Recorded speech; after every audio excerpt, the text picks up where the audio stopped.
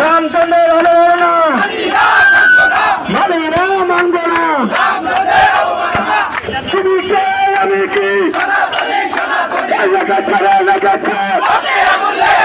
কোথায় কোথায় পাল্লা থান পাল্লা কি তোর বাপদাদার আমার মাটি আমার যায় বাংলাদেশ বাংলাদেশ।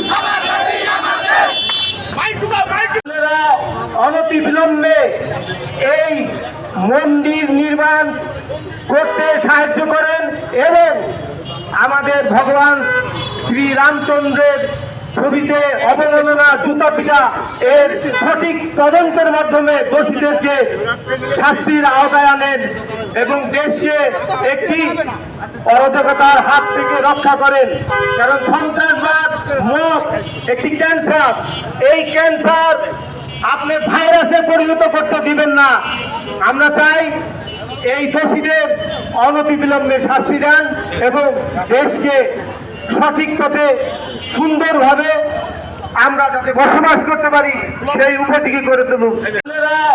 অনতিবিলম্বে এই মন্দির নির্মাণ করতে সাহায্য করেন এবং আমাদের ভগবান শ্রী রামচন্দ্রের ছবিতে অবমাননা জুতা পিটা এর সঠিক তদন্তের মাধ্যমে দোষীদেরকে শাস্তির আওতায় আনেন এবং দেশকে একটি অরাজকতার হাত থেকে রক্ষা করেন।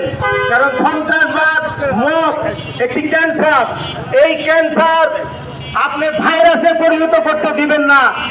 আমরা চাই এই দোষীদের অনতিবিলম্বে শাস্তি দেন এবং দেশকে সঠিক পথে সুন্দরভাবে আমরা যাতে বসবাস করতে পারি সেই উপযোগী করে তুলুন।